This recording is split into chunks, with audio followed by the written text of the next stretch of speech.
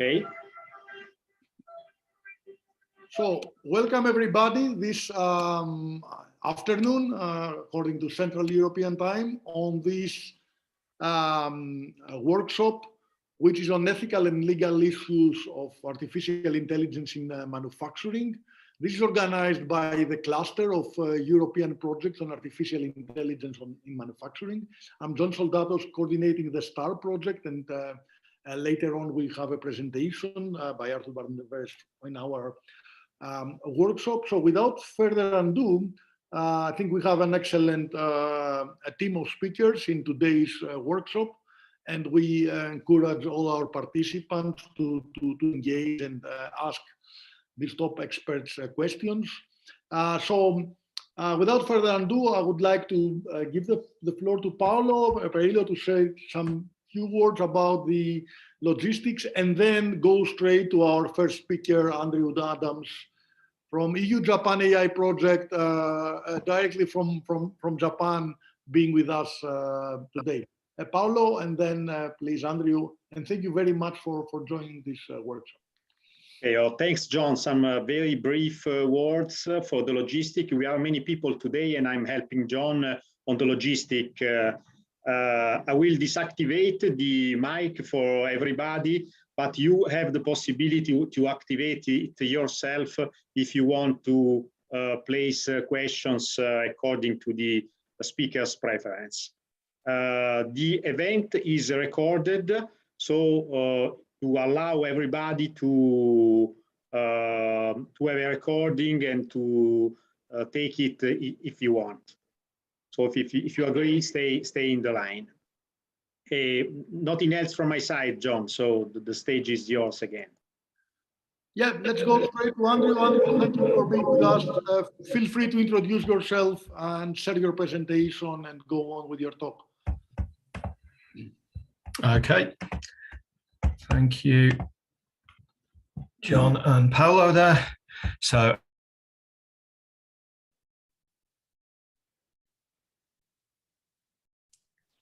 I guess you just muted yourself, so I can't hear you anymore. Yes. Yeah. Okay. I'm unmuted. Okay. You and that was Paolo. I think that was Paolo muting everyone. Yeah. It was my fault, on a global basis. Yeah. No problem. This happens. It's perils of the technology. Okay. So as mentioned, I'm Dr. Andrew Adams from Meiji University in Tokyo.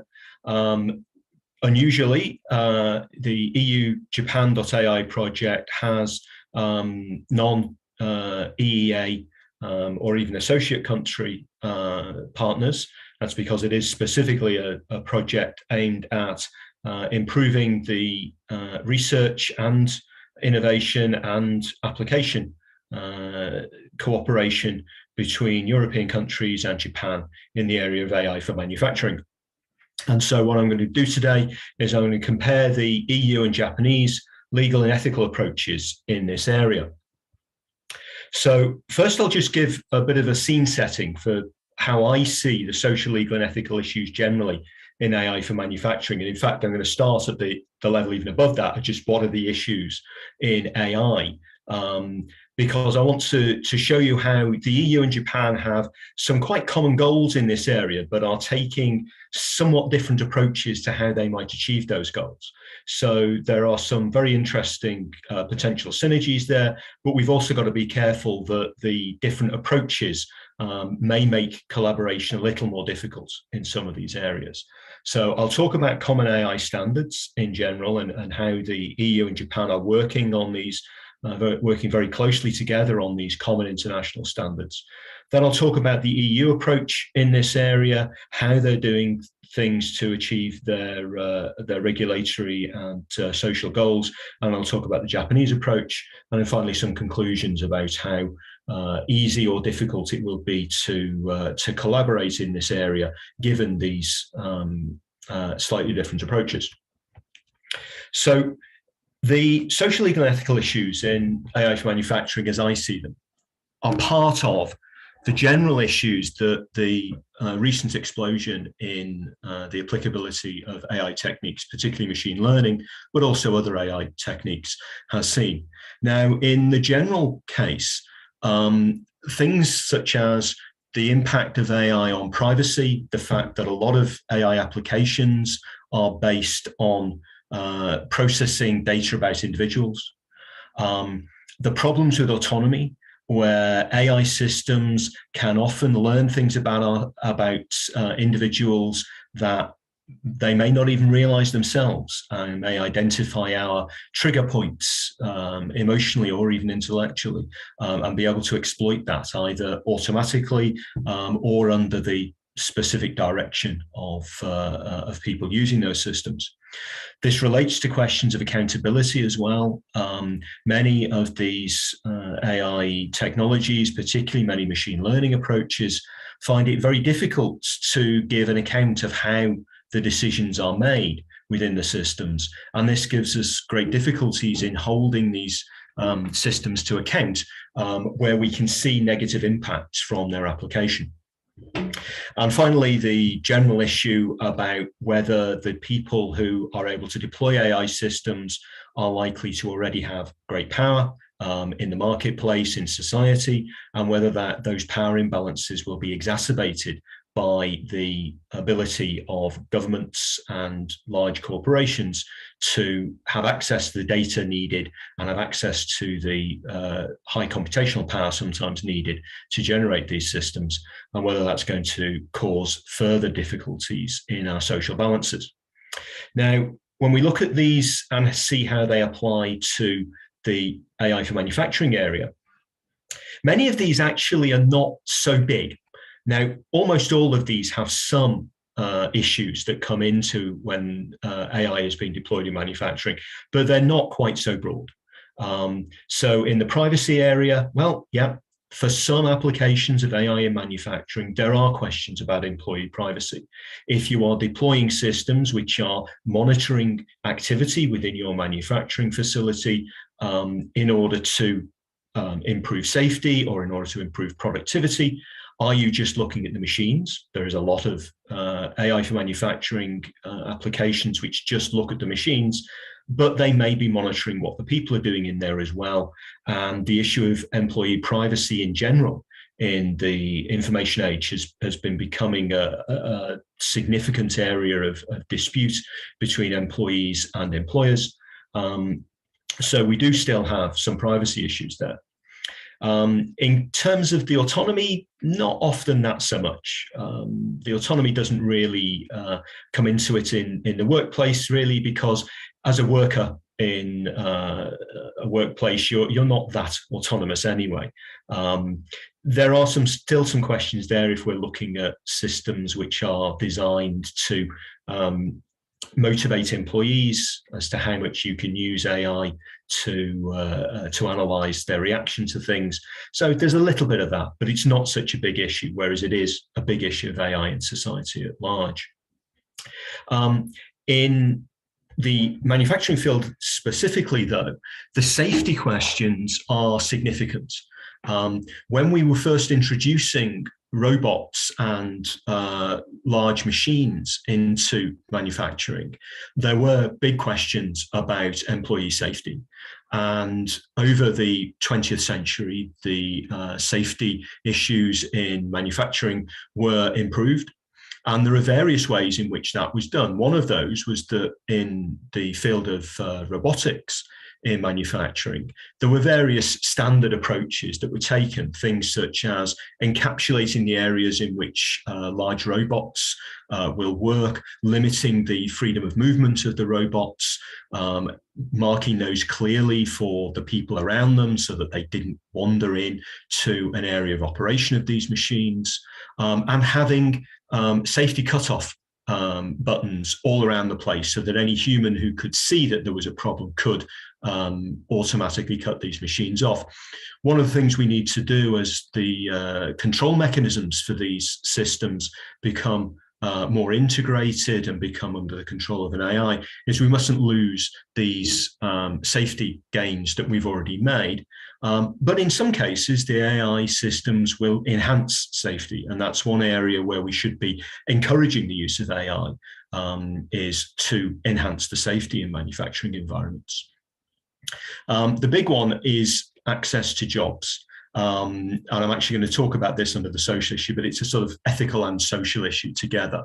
Now, the legal issues of AI in general come back partly to this question of explainability, also questions of safety in various applications, questions of evidence. When AI is involved in gathering data, how much can we rely on the derived data that is visible to us, and how much do we need access to the raw data? Very often, raw data is very large and is not always kept. So we need to be careful about that in general. And there are questions of liability.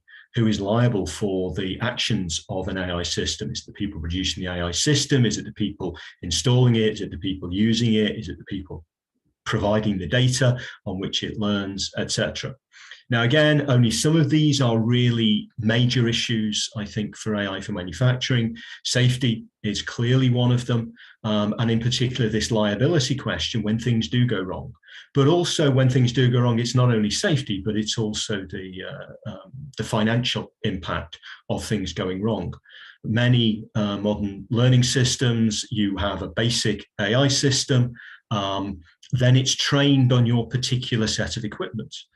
So when it goes wrong, how much is it the responsibility of those who provided the base machine learning system? How much of it is the fault of the people using it? And that's a question we're going to have answered really by the courts once these systems are in broad use and we start seeing the issues that are brought up. The broad social issues of AI, we have questions of democracy. The application of AI to the political sphere is a big issue at the moment. Again, questions of autonomy. Anytime AI is deployed in control of people, you know, questions of how that's impacting people's autonomy. And I've already mentioned issues about capital. How much are we allowing AI to provide a force multiplier on existing capital? And again, the accountability issue is something that is of grave concern socially. Now, I think the big social issue of AI for manufacturing is the potential for the economic transformation. And this is not just me saying this is not just me, primarily an ethicist of technology, but this is economists as well. Now, there are some economists who are saying, oh, this is just the same as every previous level of automation in the economy, and new jobs will emerge to take the place of the ones. And there will be some churn in what the labour market looks like, but it will be transformed. And there will be some winners and losers, but it's down to each individual country to figure out how to help the losers in that transition. There are, however, also a significant number of economists who are saying that actually this is different from previous transformations. We really can't see where the level of jobs are going to come from to deal with this transformation, and the speed with this with which this transformation is happening is also much faster than previous transformations. And that creates, even if we can transform our economies, can we transform them quickly enough to prevent them coming under huge strain and leading to social distress? So how are these issues being dealt with? Well, these are international issues. All of the major economic powers have been looking at this for the last 5 years or so. And the EU and Japan have been key partners together, along with a number of other countries, in drafting these international AI standards. In both countries, there is clearly a focus that AI needs to be used for the social good and also for broad individual good. And that we must avoid the situations that I've been talking about where AI is simply misused by those already rich and powerful people to further enhance their finances and their power. There's a definite concern in both areas to avoid exacerbating inequalities in power and wealth and degrading individuals' autonomy. And there is a concern about unaccountable AI systems becoming faceless arbiters of human concerns. Now, some of these are relevant to the AI for manufacturing area, some not so much. And how are the two different places approaching these in general and in the AI for manufacturing area specifically? Well, the EU approach starts first with hard law. Now, this is because of the structure of the EU. The EU is basically a legal order. It's an unusual sort of body. It's pretty much a unique body in human history. There was no previous body like this. And it's based primarily in hard law. So the EU approach to almost all problems will start with a hard law approach. It does, however, have other levers that it applies, and in particular, the EU is one of the world's largest research funders. So where the research goes and how that research is done and what sorts of goals towards which it's put is also a major lever. The third one is the social issues approach. This is an area where the EU per se does not have that much power. It has some, but not huge amounts. But where the EU is trying to act as an arbiter between the different member states of the EU and try and bring them all together into some common approaches to this, and to enable those with both the research funding and the hard law at the EU level. So their legal approach is primarily with the Trustworthy AI proposal and the Developing AI Act, and with a secondary approach looking specifically at liability and accountability issues. They're not probably going to be in the AI Act specifically. They're going to be later additions, because we still don't know how many of these liability issues are going to be dealt with. Some of the accountability stuff is in the proposed AI Act. Some of it will be dealt with later, either in secondary legislation or in further regulations or directives. On the ethical side, the EU is pushing very hard on accountability based on this trustworthy AI concept. And in the AI for manufacturing area in particular, there's a big focus on the safety of AI as it might be applied in manufacturing. That's one of the areas where the EU has significant competence, is on the safety of workers. On the social side, there's a limited focus of the social issues of AI for M at the EU level. It's seen much more as a member state concern. There is a little bit, but when we look at the funding that they're giving out and we look at the details of the legal approaches, there is either a lack of EU ability to do something in this area, or a lack of willingness to put funding into this sort of area. It's seen much more as a member state concern, with the EU acting, as I said, as an arbiter or a convener for the member states to try and figure out how to jointly deal with this problem, but at a member state level.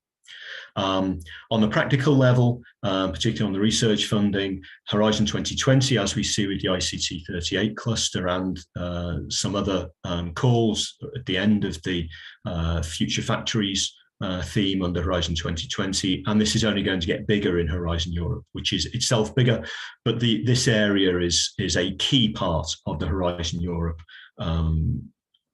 research plan. So we're going to see more interest on research funding in this. As they've learned in other areas with Framework 6 and Framework 7, the social, legal and ethical aspects of the research undertaken with EU funding has been becoming more and more important over the years. And again, we see this with the ICT 38 cluster, with it not just being about the technology, but also a lot of this about the social, legal and ethical implications. So that's the EU approach. Here's the counterbalancing the Japanese approach. Now, the Japanese approach generally, and in this specific area, it starts with self-regulation. That's the basic way that Japan works in this sort of industrial regulation area. It does not like having hard law in this area. It likes having self-regulation backed up by government power. Secondary, they do have a significant amount of research funding. It is a large research and innovation investing country. So there is a lot of research funding going into this area. Finally, they are paying some attention to the social context. So Japan as a single jurisdiction, it does have greater direct internal power than the EU, because it is a single jurisdiction. The national government basically has all of the direct power at its disposal. It's, as I say, it's more likely to use it as self-regulation backed up by government's backstops than hard law, but it does have full control over all of these different areas, as much as any government does.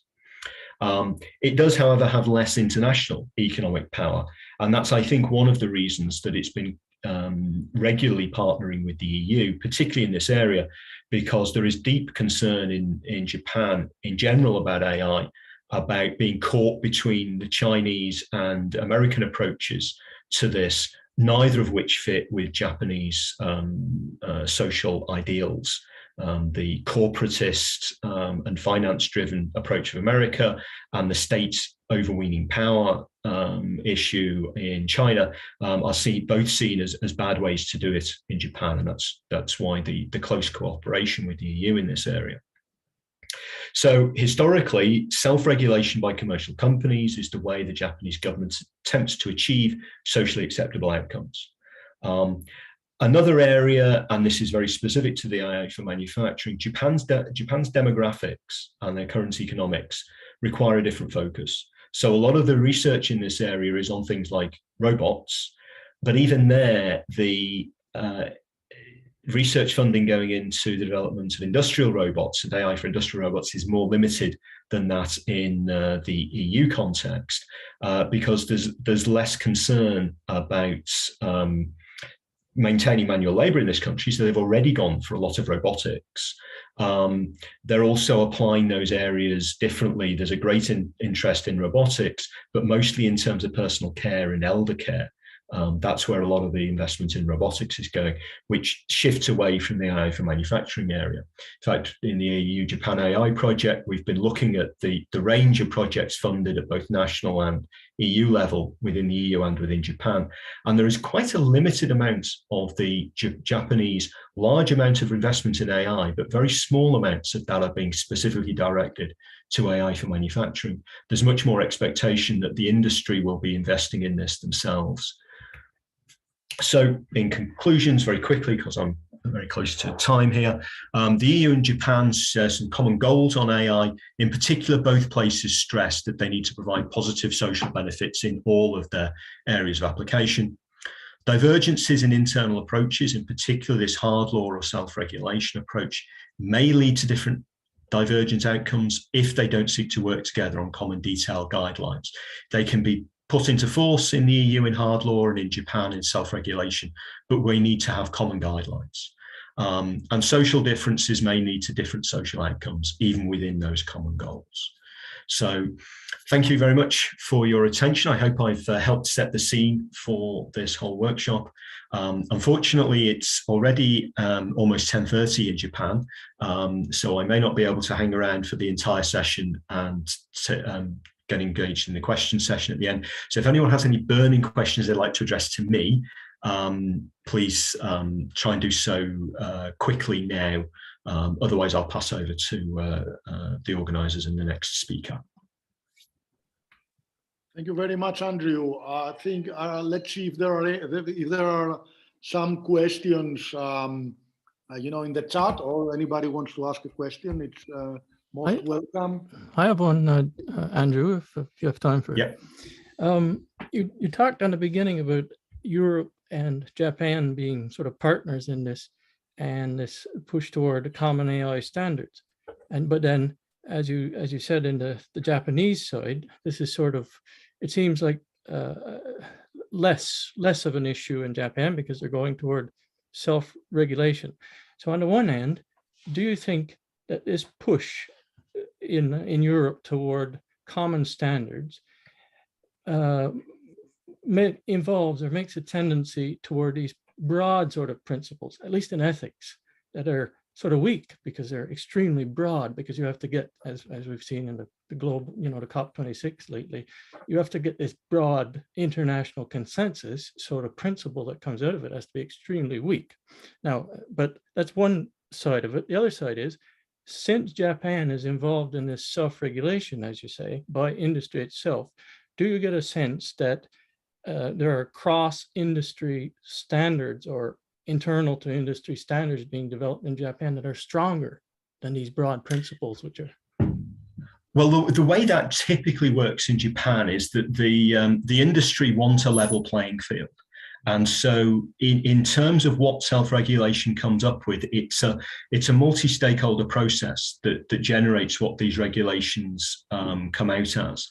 And part of that is the government themselves.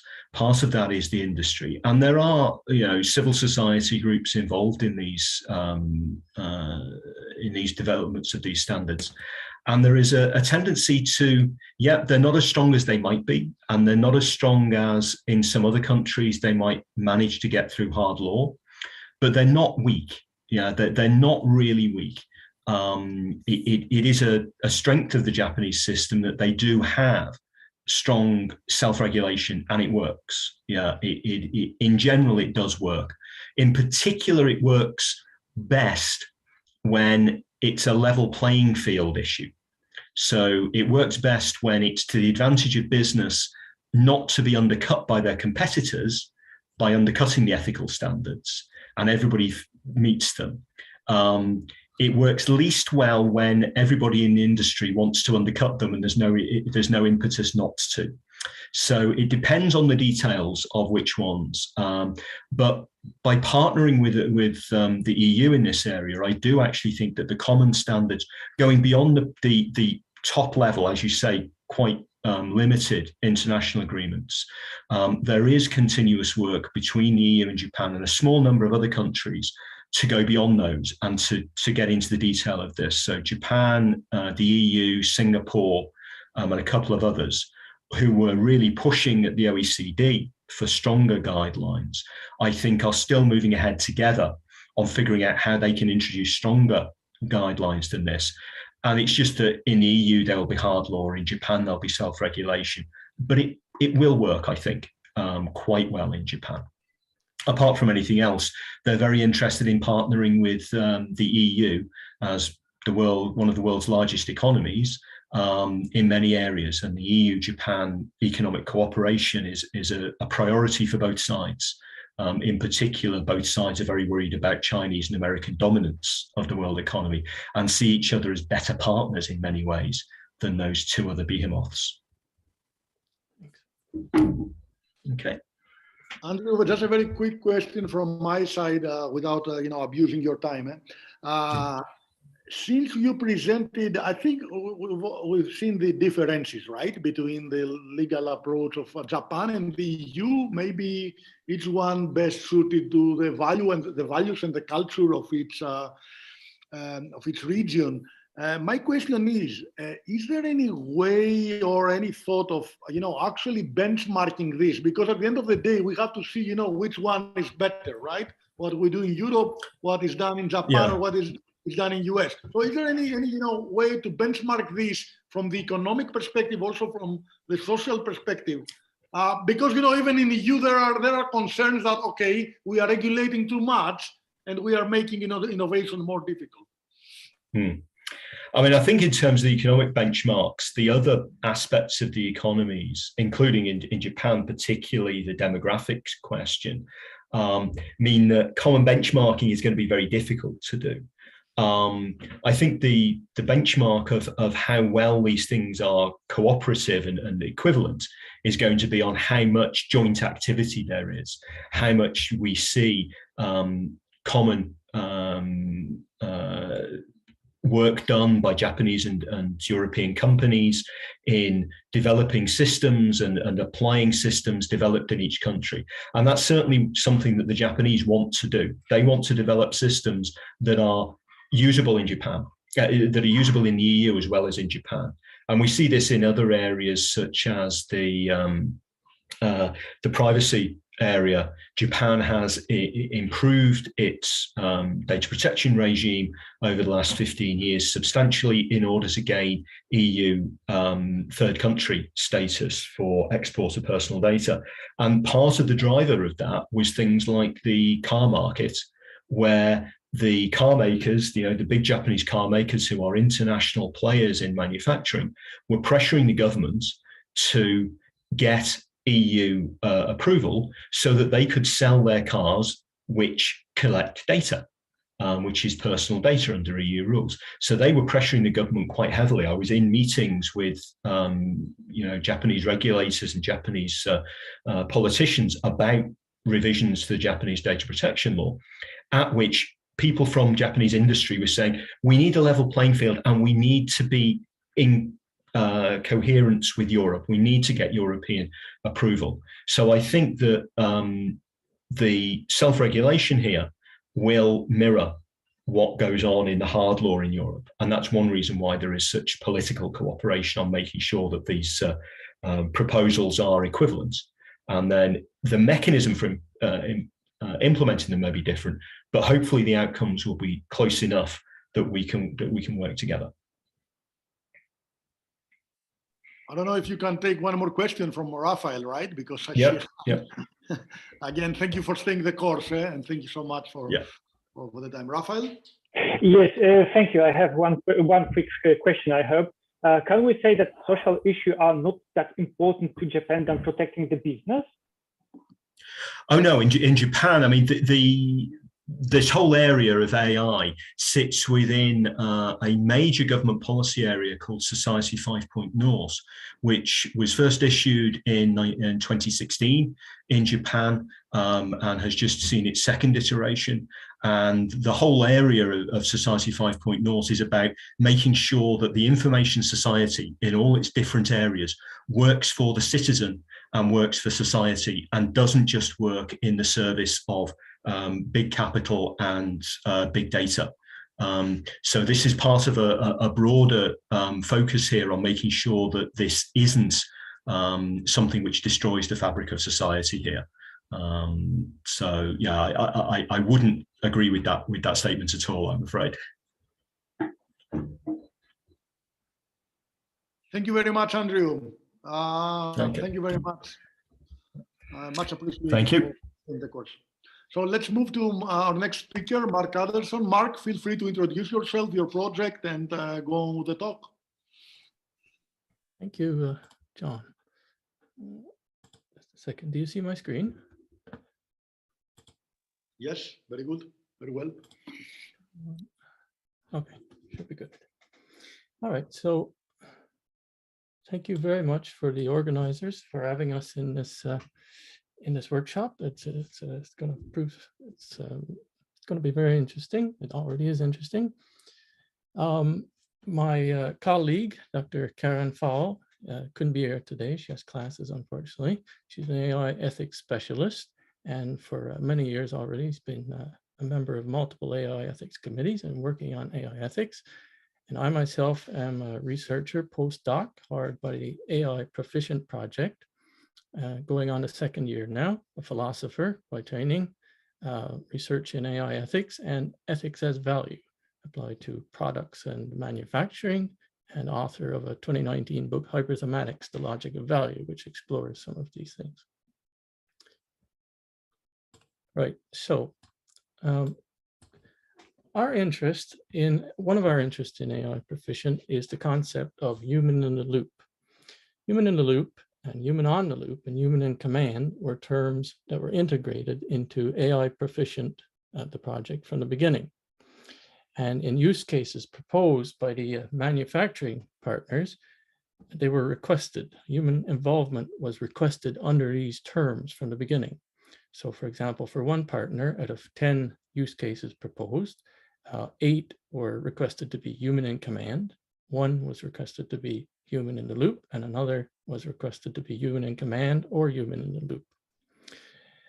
But what we've found in the project, in the use cases, is that there's often ambiguity in the use of these terms. And a few examples are that human in command is requested, but human is specified, but the degree of command of the human is quite unclear.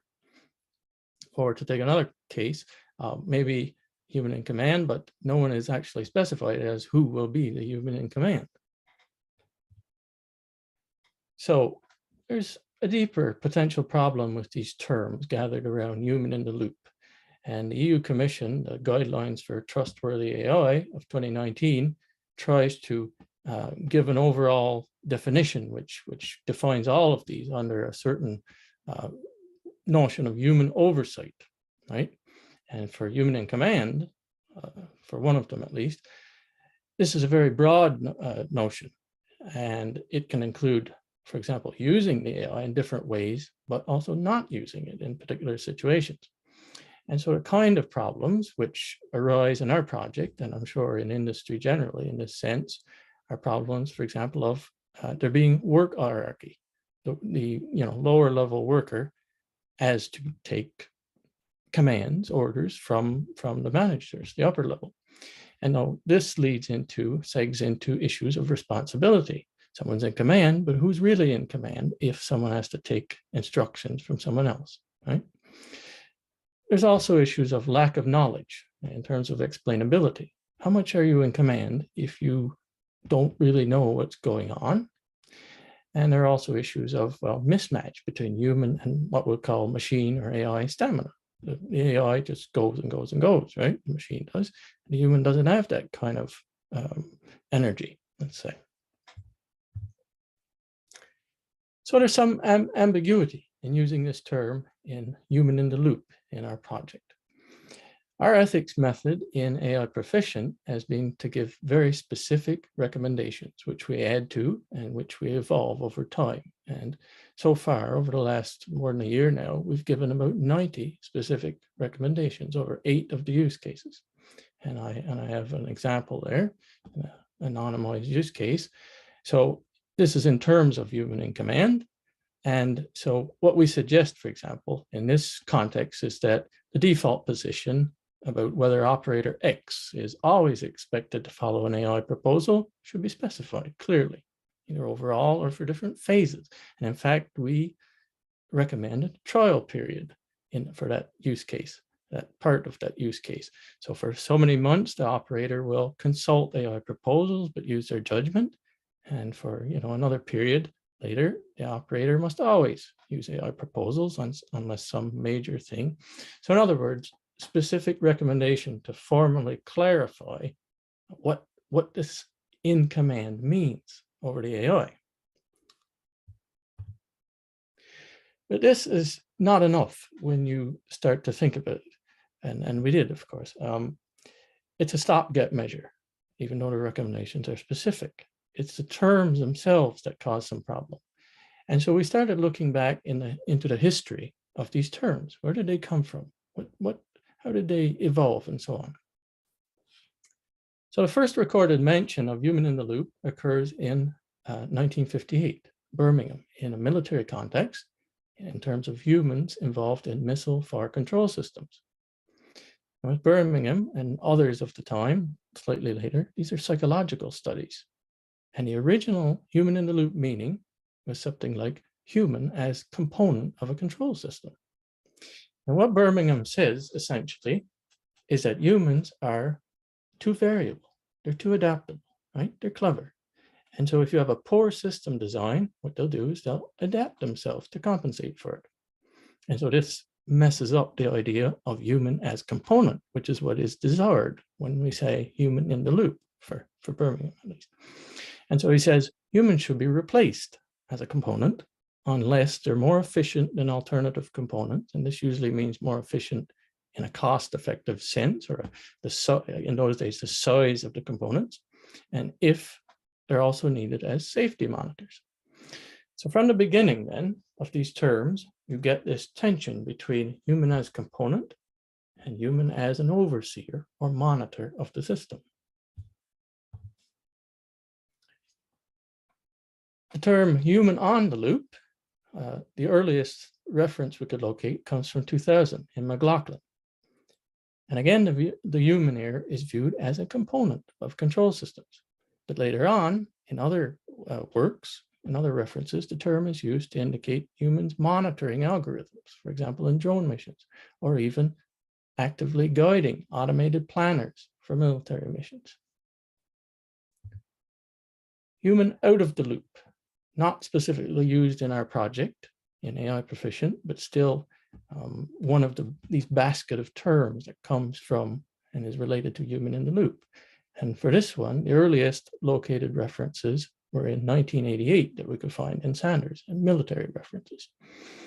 And the human is again entirely removed from the control system, supposedly.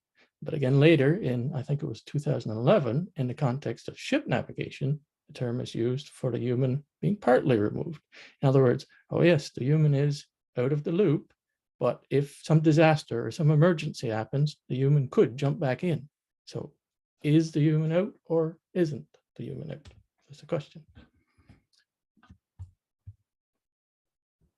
Human in command. This one is very recent. It's not recent in the sense, it's recent in this technological sense. It's been used extensively in military context, but as a technology-related term, it's much more recent. Or we could find some non-published EU references in the media as early as 2017. But then it was developed by the EU Commission Ethics Guidelines for high-level guidelines in 2019 for trustworthy AI. And so, as I noted before, it refers to this very broad capability to oversee the overall activity in economic, societal, legal, ethical impacts, and the decision to use or not to use the system. So extremely broad.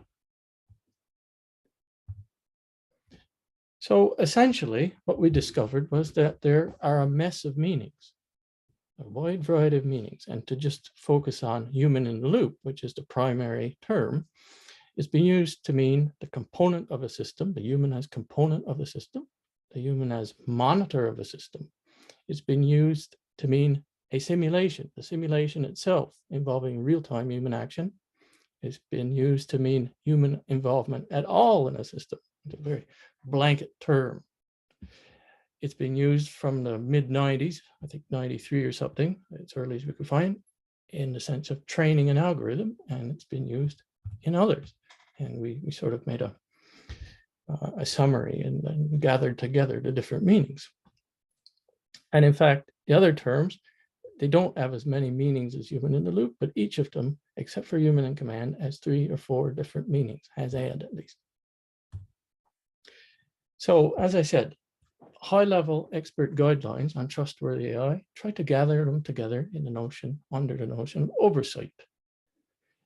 But oversight, as I noted, was not the original meaning of the terms, and it also abandoned some of the many other meanings. And so this notion, which is now preeminent, of human as overseer, has always been in tension with human as component, that notion from the beginning. And for us, it comes out, it can be said something like this: insofar as human roles can be taken over by automation or AI in the specific case, then the human is being viewed as a component, back as far as Birmingham. But insofar as automation or AI hasn't yet impinged or encroached upon more complex human capacities, then the human is viewed as an overseer. The human is outside sort of the system at that point. Now, for us, there are ethical implications to this. This is, for us, a negative conception of human participation. Humans are measured by how dispensable they are. Insofar as you can get rid of humans, you don't need oversight. But when humans are, so far as the AI cannot yet do certain kinds of things in a trustworthy way, you still need humans. But the goal then, the push, the tendency is getting rid of humans, which is, well, we're in an ethics, presumably, for humans, so it's inconsistent. It's a sort of a dynamic, contrary tendency with that notion of an ethics for humans. Mihaly Heder, in a 2020 article, puts it something like this, I paraphrase: our wish for AIs to have autonomous control is paradoxically opposed to our wish for control of the AI in terms of unwanted consequences which we nonetheless cannot foresee. And for us, this has been very visible in talking to some of the process engineers of the AI Proficient project use cases. On the one hand, AI is out there as this, wow, this is something that could really help us. On the other hand, they stand back and say, wait a minute, I don't want to relinquish control to this thing because I'm not sure what kind of problem it could cause, right? So you have this tension there. And besides this, Ben Green has written very thoroughly in a 2021 article showing that there's quantitative research showing that oversight in related areas, for example, government use of algorithms, doesn't work. It really doesn't work. And we have to have a reworking of this notion and this concept. So our way of moving forward is to suggest something like this. New terms. We transform oversight into actively guiding ourselves as a community of humans engaged in technology producing actions. Human as component, we transform into being included actively as a member of the community of humans engaged in technology producing actions. And out of this transformation, we suggest we develop a positive scale where we rate human implication in the technology community, not human oversight. Instead of human overseeing some sort of distinct object, which is the AI, and getting continually farther away because the AI presumably advances, gets more complex, and takes over more and more human tasks, we say something like, okay, include the human in the process and rate that inclusion as an alternative to these kinds of terms. What we call this is IGP rating. For example, IGP 111 with a subscript. And we use it under three terms: inclusion, guidance, and persistence. And one being the lowest level and three being the highest level. Now, this is not exact, but something like this is what we suggest, that at the lowest level, for example, for inclusion, the human is viewed as replaceable by any other human. Anybody can do that, right? For guidance, at the lowest level, the human's use of the system is merely register, is a passive use. For persistence, at the lowest level, the human's involvement is brief. The human initiates or contributes to some abstract phase of that technology project, that community. But at the higher level, at the highest level, let's say at level 3, for inclusion, then the technology community develops technology around the unique skills and context of someone, like someone with a name and a face.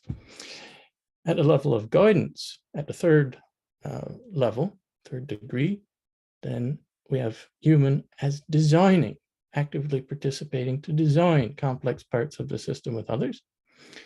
And under persistence, at the third level, we have evolving contribution, where the human contributes to the process of technology community as it overlaps and moves into new and different projects and beyond just the project that it's in. So to give an example of using this scale in AI Proficient in a generalization of one of our use cases, let's say your goal, your project is stabilize a problematic chemical reaction with AI. The community is, various. The community is made up of console operators, digital twin developers, algorithm developers, process engineers, ethics specialists, and so forth. How would we rate, for example, the console operator IGP? Well, under inclusion, let's say at the beginning, at least, of the use case, start of the project, the operator is viewed as replaceable by other operators. Under guidance, you might rate a 2, right? Mid rating, the developers will try to make use of operator feedback, suggestions of the operator. Under persistence, the operator might rate a 1. The operator will implement AI recommendations eventually, but only after design and testing phases. And at the beginning and at the ongoing of the process, the operator is sort of shut out and doesn't know and doesn't participate. Thus, at that point, we would have something like IGP 121. Could we raise it? Could we raise this then? Well, could we raise it to IGP 232? In terms of inclusion, for example, could the process engineers and developers draw upon particular skills, interests of that individual operator? For example, in the explainable AI aspect of the algorithms, could it be tailored to that particular operator's experience and skills? Under guidance, could the operators help to guide directly the development of these solutions, which is what they are, directly working with the developers in, for example, tailoring XAI or in formulating sub-phases of the solution, right? You draw on the operator helps with their experience to say, okay, we should come at it here first because, well, I know this about the system, and then we should go to here, and then we should try this. Under persistence, could we get the operator input and guidance from the beginning of the process? For example, in the digital twin phase, and could we keep them informed through the whole length of the process, right? This is what we're doing, this is what we're trying, and so on. This is the goal we hope to get in the solution. So with these terms, what we hope is that oversight can still be captured in the scale for technical uses, but the oversight would have degrees, and degrees which mean something for ethical implications, more than simply saying, oh, there's a human in command. Well, what does that mean? And so, for example, the top level, IGP 333, you would have true oversight, participative oversight, while IGP 111 will be a very weak oversight, even you might say illusory oversight, to the level of, a kill switch, a button. You can stop the system, sure, in that sense, but does that mean you're in command because you can press a button and stop the system? We don't think so. So these are our suggestions, our sort of scale that we've worked up to give it more, get more into it in the ethical sense, get more meat on it. Thank you very much.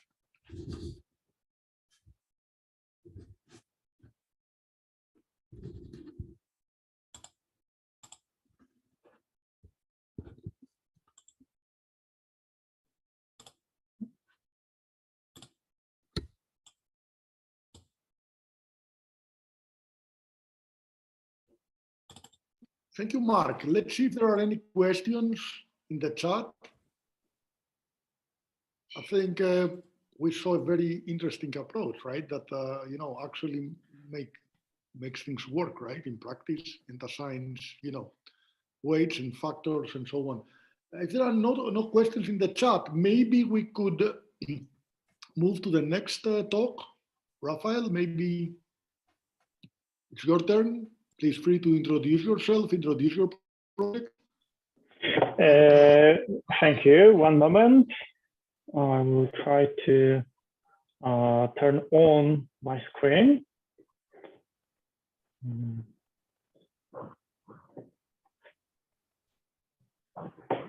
Okay, I think, okay, I see that everything is working, right?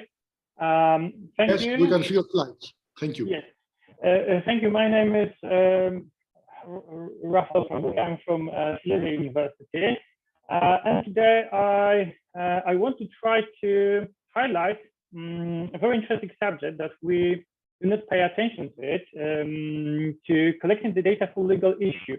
And first of all, I want to ask all participants the question. You can answer by using this QR code and this code. Why do we need the lawyers for manufacturing purpose? How they can help us? So please, if you have the phone, if you have the possibilities to answer, you can do it. You'll see the answers. While we are waiting for the answers, I also want to add that I am working with Dr. Gabriela Bauer and Professor Jagielska on Soldatos University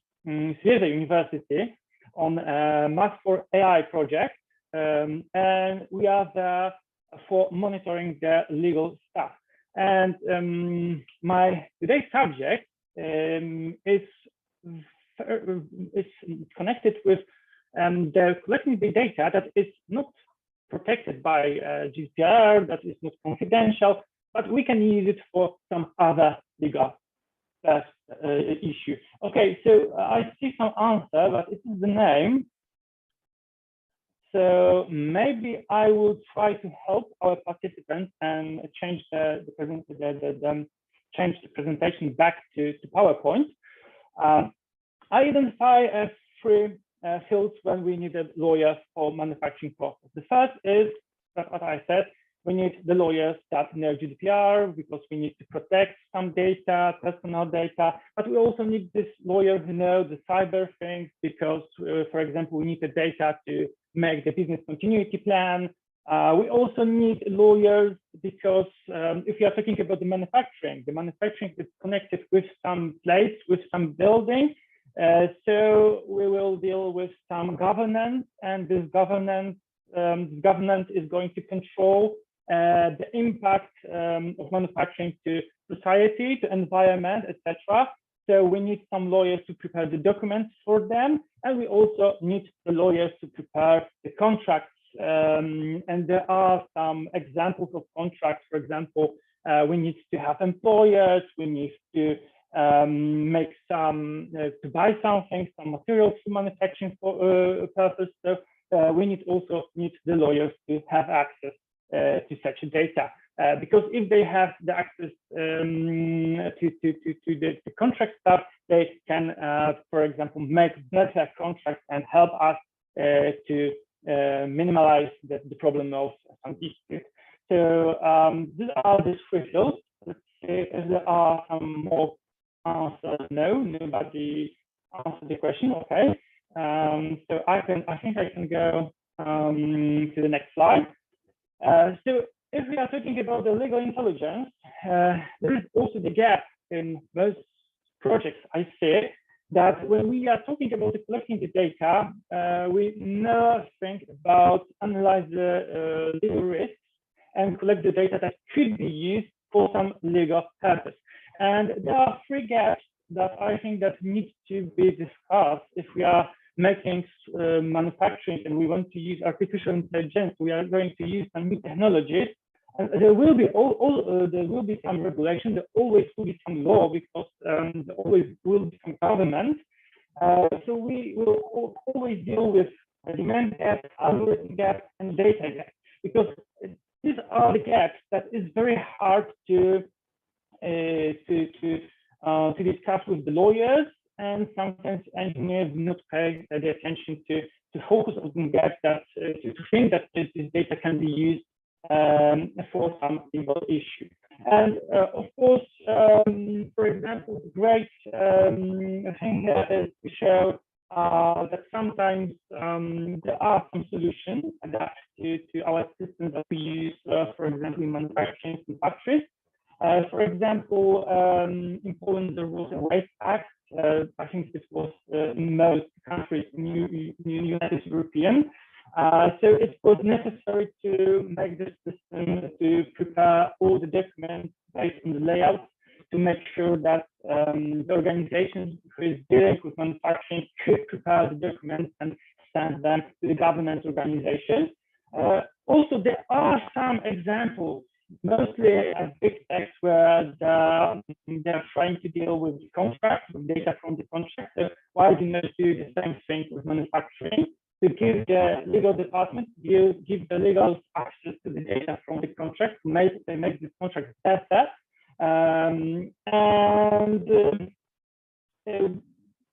Looking at the solution, I think that we need to always think about the 3 ways. First of all, we need to analyze what data is relevant. Then we need to think about project collection and processing, because sometimes, for example, this data will not only be a data to put to the layout document, but it will be some kind of evidence. So we need to collect this data in a proper way, to use it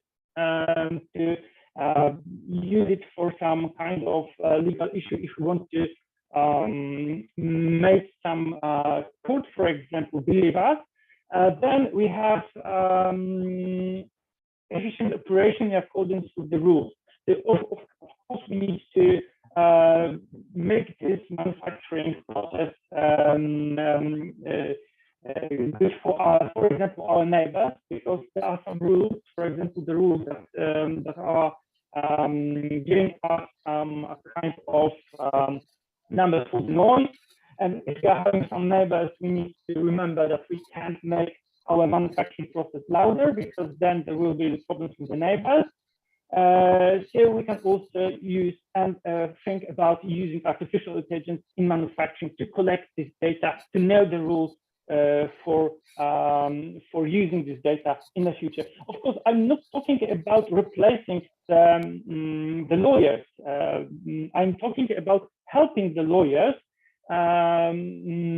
to make the legal department more efficiency, to make them work only on the most important things, for example, on contract, not to deal, for example, with the document stuff when we all need only the data to pick this data and use this document.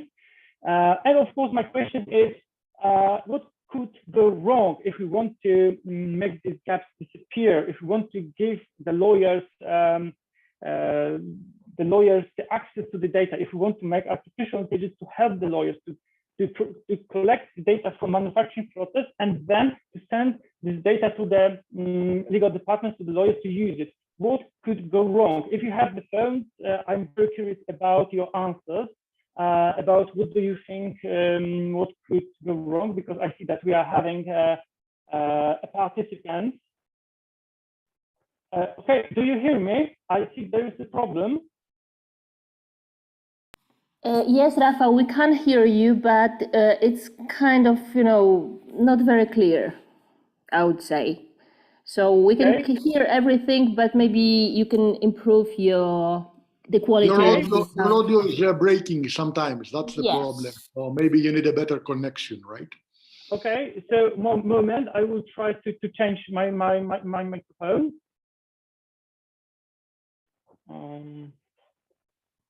Okay, take a minute, because the quality of audio was not very good. So. Okay. Sorry. I didn't see the problem before. Moment. And it's not because of the Murphy's law. I think it is. Okay. So now it's better. Much better in my ears. Great. Yeah, it's much better, definitely. Okay, that's great. So I will maybe go back to the previous slides. As I said, I will try to repeat. There are some ways to help the legal departments, the legals, to use the data. If we are now discussing about using artificial intelligence manufacturing, if we have the possibility to build this on a better way than we see it now, then we also should remember to give the possibility for the legals to access the data from manufacturing, because it will help us to build the better organization.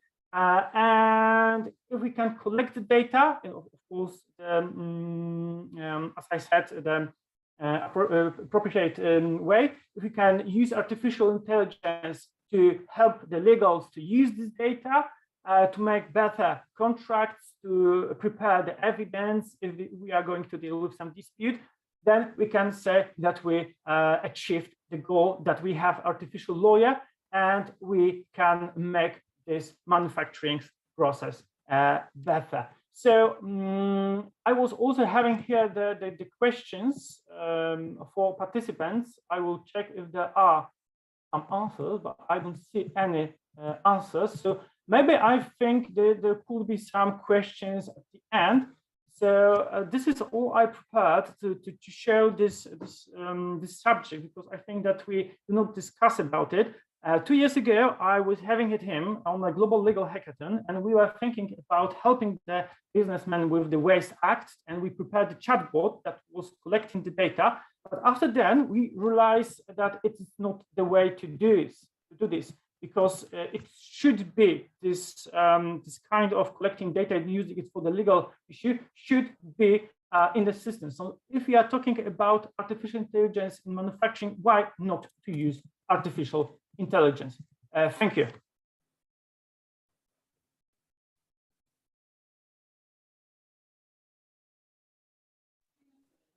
Thank you for fixing the connection. It was much better in the end.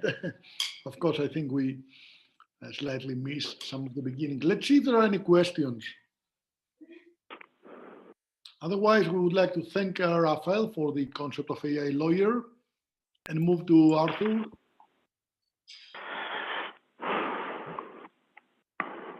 Hi, everybody. It's Arthur.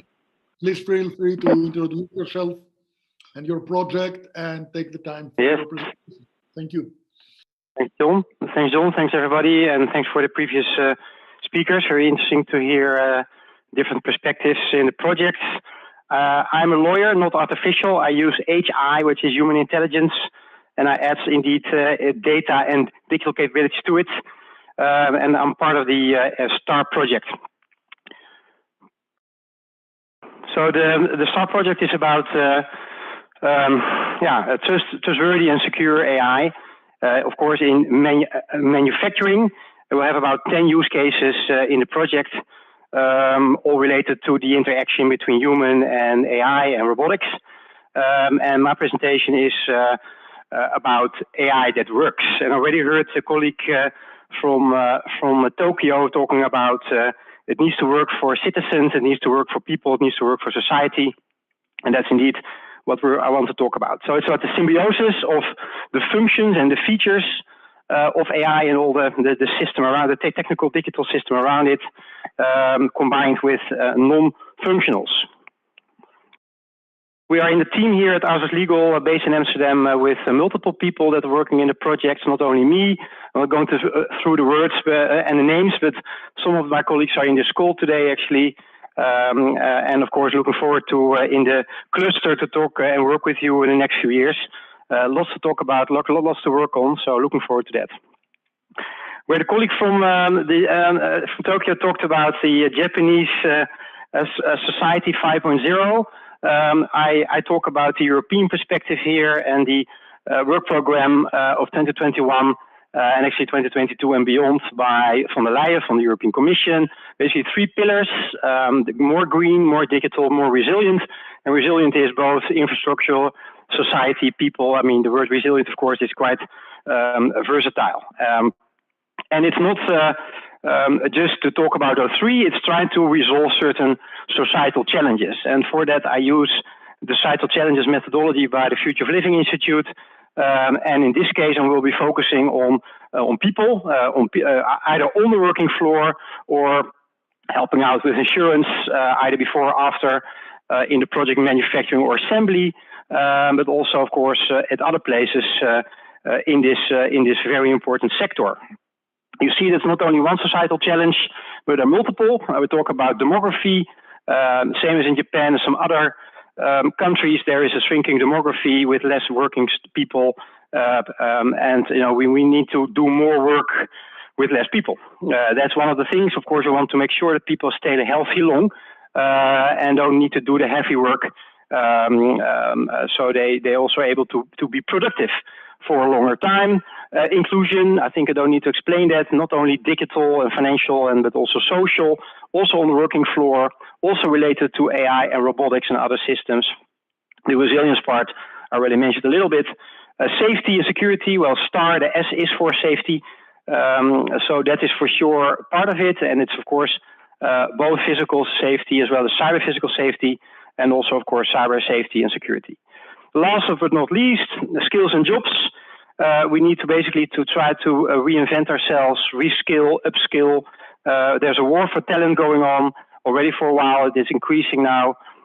Secondly, we have brain drains to other places where youth and other potential of a country or member states leave the country, and they may never come back if there's no opportunity for them to work. So we do have some big challenges in Europe, but these, of course, are not necessarily European. These happen in other places as well. This is just to show that everything is intertwined. These societies are not standalone, so we need to have a holistic approach. And of course, while being holistic, also try to untangle and unbox the problems and try to, like the previous speaker did quite well, try to figure out exactly, and also the before regarding, what is human in the loop, what does it mean exactly, so we are on the same page. We, of course, have modern 21st century capabilities available, AI systems, robotics, IoT, cyber physical systems, data, of course, very important tool to work with. It's an asset, it's a means, and of course, we need to balance that out with the non-functionals, privacy, security, safety, and all kind of other accountability. I heard already, very important, and of course, sustainability as well. Also, economic sustainability, because otherwise it's philanthropy, and that's all nice in the projects that it gets paid by, European Commission and the member states and others. But it's all about what can we do after? What is the end product of a project? And it's not mere funding. Of course, Star can play, and of course, I think the other projects, I will looking forward to the other presentations after, can play a big role in that. On the other hand, and of course, I do see some engineers or engineering background people in the audience, so there's no bashing possible. No, but of course, there's a tendency to focus on engineering, have a technological approach, trying to figure out what is the balance between, the algorithm, how much data do I need to learn it or to make it smarter? Do I want to get rid of the people? Do I want to make more profit? Do I want to make it more fun for people? Do I want a double loop system where the machine learns from the colleague in the cobalt situation, which is one of our use cases at Star? And then, of course, the cobalt also loops back and gives feedback how the person is doing, let's say, at 5 o'clock when the sugar level in the evening or the afternoon may be a bit lower than in the morning. So this all looks quite nice, and we can, of course, do in the standalone mode, the standalone robot, standalone system. We can start connecting it to the internet or another system, and then, of course, interconnecting like independent robots talking with a decentralized system. And hyper connectivity means basically the far edge where the systems talk with each other, and then definitely human in the loop becomes even more important here, especially as we want to keep indeed the people having a very important part and definitely have at least meaningful control over the systems. So then, generally people think, okay, we have a nice tech stack, we have data, we have a methodology of a business model, so let's go. And then, of course, I ask, and others I think in the call as well that I see, would generally ask, what if it doesn't work? And then generally you get an answer, well, we just fix it and we repair it and we move on. But of course, then, you probably get banned or you get a cease and desist, or you need to stop with, you get a recall or whatever, or the whole factory floor stops because of the authorities that need to step in. And whether there's law or not, that is ethics, they will definitely step in. Not based on new regulation, but based on existing regulation, employment law, social safety laws, and other safety regulations. They will definitely use that. On ethics, I just wanted to show that ethics is a very popular term. It's almost a hype term. It's at least trending. But there's much more to the equation. Everybody has his own ethical framework, and it changes contextually depending on who you are or which side. If I'm here in Amsterdam on the bike, I don't necessarily like cars. If I'm in the car, I don't necessarily like bikes. So that is my own ethical framework. But of course, it's about how I behave, and then whether I have certain responsibilities, either written or unwritten. There is ethics, the unwritten part, the uncodified part, at least on the continent. But the fact that it's not forbidden by law doesn't mean I'm allowed to, and I have my own responsibility to do that, and that's what we call accountability. And of course, we want to avoid going to the worst part, liability, remedies and damages, and that you need lawyers and whatever, and your reputation goes down the drain. This is one of those elements we're going to plot and map at the Star AI protocol. Sometimes in these slides show where we definitely going to take it in and plot it and as well. So this is basically what I mentioned, how to make it work, focusing and balancing out on both the functionals and the non-functionals, not seeing non-functionals as a problem. They are definitely not. They are an enabler. They build up trust. They build trustworthiness. They can help in making actually it very enticing, attractive for people to start working in a company and organization that use these kind of systems. and therefore you have a competitive advantage over people that don't care too much about safety or about involving and the inclusiveness of people on the working floor or in the office. So I think it's a huge business opportunity to take care of, and that doesn't necessarily need to be an inhibitor. I think it's the other way around, as you can hear. I already heard a little bit about soft regulation, hard regulation, and self-regulatory. This is a framework we use already for a while, where we just want to highlight a couple of attributes. You see law and regulation, that's the hard law. There are all kinds of different layers, by the way, in regulation. There can also be an incentivizing regulation, not only the stick, but there can also be a carrot in there. Official policies are quite important. These are basically fine-graining particular regulations or laws. And of course, case law, we don't want to get there, but these are there in this domain that you and I are working on in manufacturing are there. Employment law, liability cases, injury, death by a rogue robot that we unfortunately know the cases, and sometimes there's also case law. The other layer on top is maybe not that hard, but still it can be mandatory standards are there as well, especially in this domain where humans are involved, the soft targets are involved. And then especially in Europe, these are always in the equation. So you see a different set of instruments that can be available and that are available. And then we need to balance out per use case, per context. And of course, those contexts in a pilot, we can try to get to a couple of abstract level higher in the way that we can also start, disseminating that so it can be reused, it can be optimized, it can be bashed, it can be, challenged and improved. Another thing we're going to plot. I already heard about human in the loop and who is in control.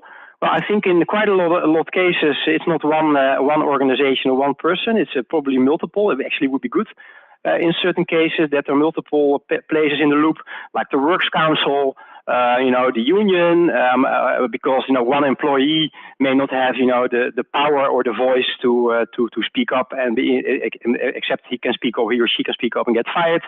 But of course, many others on the business side, on the engineering side, on the regulatory side. And of course, the customer partner side, there are multiple influencers here, and what I call the spheres of influence and the spheres of influences.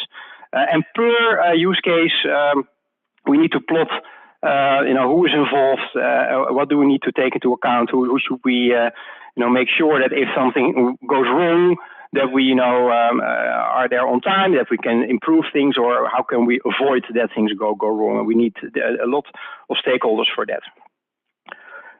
One of the main principles here is stop pointing fingers. We always love to point fingers to the other. And when you talk about control, I have a simple notion for you. As soon as you point fingers to the other, you have lost control over the case and over the problem. Because then you basically defer the issue to the other side. Is not your problem. Pushing it away does not solve it. And you hear this from an attorney at law who is already attorney for more than 20 years. A little bit about risk. I think and risk classification, we sort of think of risk as a four-letter word. A little bit, I think it's exposed. It's not too much on the radar. We need to really dive into it way better because generally say, yeah, there's risk, and then we move on further, or we try to, contract it out, saying we're not liable, there's no warranty or whatever, and just that doesn't cut it. We need to get real fine-grained, and I think in this group, today we could do that. If you look at the risk classification, in this case of a OT, IT, IoT system, depending on what kind of machine is involved or an AI system that is involved, then you could have a risk, as we call it, a risk spectra approach. This is one risk spectrum. What kind of risk classification does, for instance, have the particular connector? Could be a sensor that's figuring out where a person is. And then, of course, that may indicate, or that brings in the indicators and the smartness on try to predict where that particular individual is moving to. So that is one risk spectrum, but there are many others. The functionality. I can't do them all in this small time slot. But there are multiple risk spectra that you each of them need to focus on and add on top of each other to figure out what exactly is the risk that we're talking about, and how can we cater, how can we avoid as much as possible, how can we mitigate risk, how can we avoid problems, and how can we avoid unnecessary, unwelcome surprises. Another angle that we are focusing on, will be focusing on, and are focusing on, is the lifecycle approach. It can be perfect today, even though perfect may not exist. And tomorrow, or one patch, one update later, or there's different data coming in, or the data is not, at the right level. It's coming, it has been compromised or whatever, or it's just poor data. The system has been changed, updated. A particular component has been included. There are other stakeholders involved. You're at a later phase in the legal life cycle, where you are, let's say, the end of a legal relationship with your contractor, and there's less of a love relationship between vendor supplier. So there are quite a lot of life cycles that we all need to take in. That is all perspectives that we need to focus on. So this is the initial call on this cluster in ethics. So I love to make it more complex, but I think you can handle it because you're all experts on this. A couple more very quickly. Generally, we focus on process and technology, and then we have, in this case, employees, a people, society in the middle. But of course, with AI and data and digital, we need to have a different look. We need to have people, process, technology, and data. And data is not a four-letter word. It can be structured data. It can be, learning. So, like the knowledge part, or the experience that you can put back into the knowledge, and with that you can, both improve the knowledge level, intelligence of the staff, as well as of the cobots or other AI capabilities that are, working along and together with in some kind of balance or not. It can be 99% autonomous, 1% person, or the other way around. And this is what we need to balance out as well. As I mentioned, a couple more. This is the data life cycle. Not going to explain it too much. Perhaps we can talk about it later. But you will. It may collect data, like with sensors. It can also create data, metadata, derived data, those kind of things. Of course, it needs to, in some kind of a mix, be used. It may be stored or not, depending on whether you're allowed to, whether you think it makes sense, whether there's IP or trade secrets in there. Of course, less personal data. And perhaps we want to share it with other systems, or want to in other ways. And of course, at the end of the day, certain data you may want to delete, especially personal data. If there's no legal grounds, you need to delete it. So here again, it's a mix of mandatory, voluntary, opportunity, focus on the mission, try to address societal challenges, and try to make it fun, basically, for people to work there and to keep them in, to entice them in, to raise the trust. And to become an attractive employee. Another one, and I'm almost there, is what we call the co-creation cycle of success, where we start again with functionalities and features, and then we need to loop around clockwise, sometimes a couple of times, in getting all these perspectives involved. And there are not many, or almost none, no individuals that can do them all. You need to have different perspectives, different people, different backgrounds, different gender, to make sure that we get somewhere at the end of this clockwise. So let's say at 11 o'clock here, sustainability means, is it affordable? Is it ecologically sustainable? Is it economically sustainable and feasible? And if not, you loop it around again until you balance out all the rights, obligations, but also the affordability and the durability of the AI system. So you need a lot of people, interdisciplinary, not only lawyers, not only engineers, but the whole lot. And that's what we are going to plot also per use case. Then again, I mentioned already life cycle. I think this one makes a lot of sense. On the top you see design, sourcing, production, integration, you move on. And of course, it goes both for the manufacturing floor, but also, so where are you using the AI system? That's context. But of course, the system itself also will be upgraded, maintained, and those are the scary moments that you try to update those kind of things, because you don't actually know, or you may not know what it means, and you want to put it in production immediately. Well, probably you first want to test it, try it, and sandbox it before you do.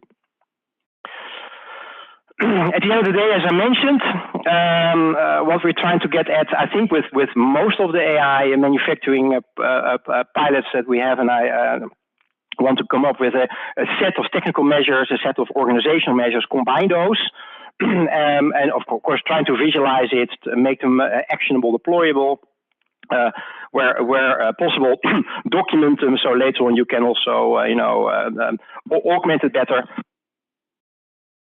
And one of the goals may be to, as you can already see for half a minute, what kind of skills we can cater for that the youngsters and new generations are looking for, and what, in this case, World Economic Forum, but also OECD and others have these same lists.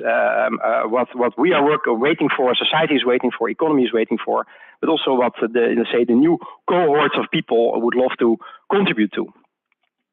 A little promotion as my last point. John is a little book. It's out now. It's a publication. John is one of the editors. As you can see, it's a bit fuzzy, the picture. And in chapter 11, we have a chapter about ethics.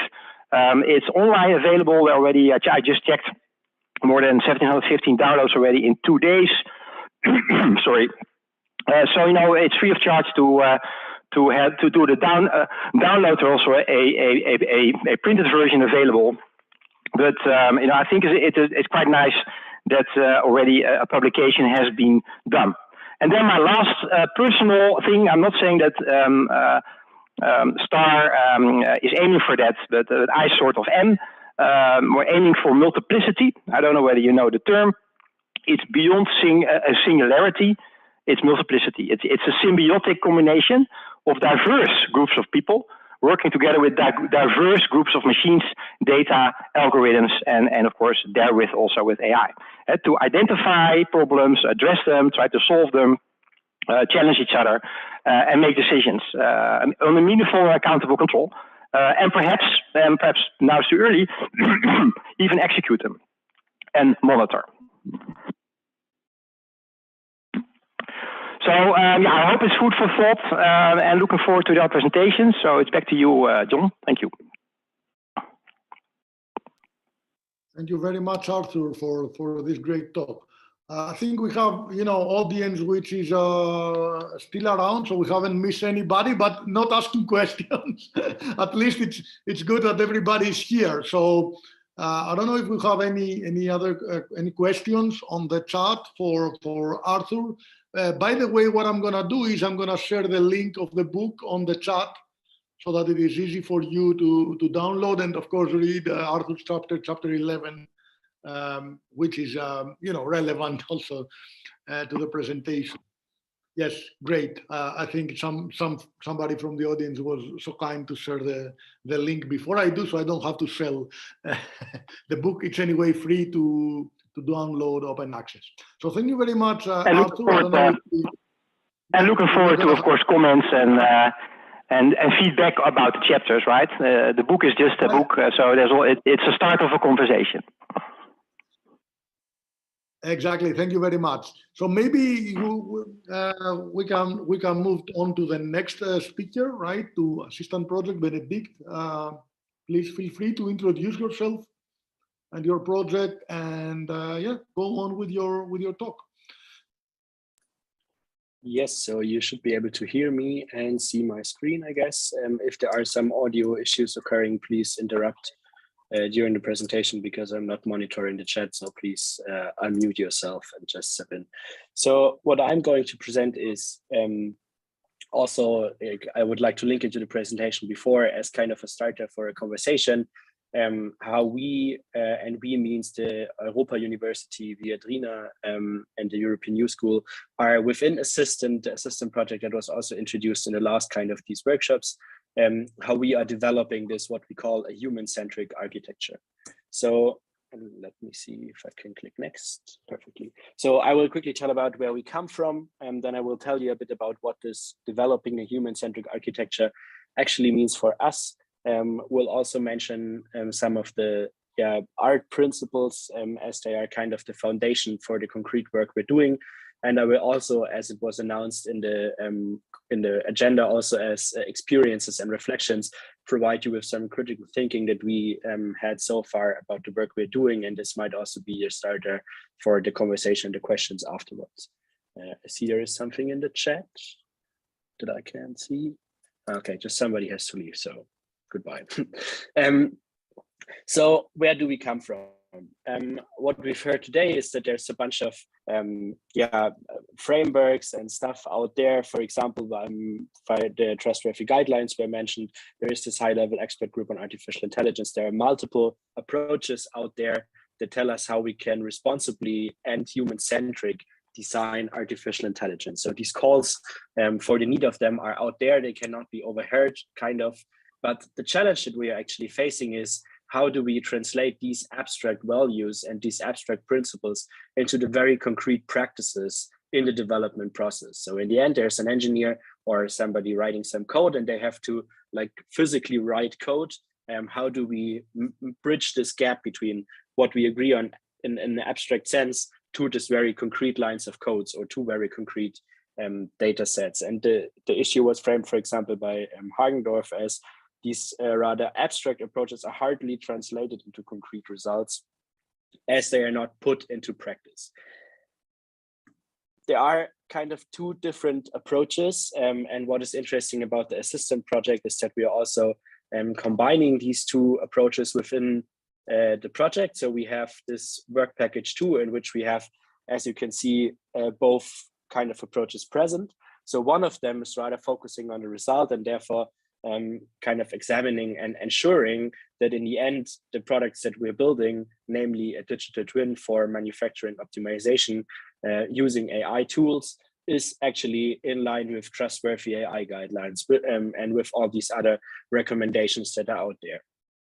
But there's the other focus, and this is the one I want to talk about now, which is the focus on the process. One of these approaches are principles that I will also introduce to you, as I promised before. But what you can see here is that we have kind of two different levels within Assistant that we're trying to address.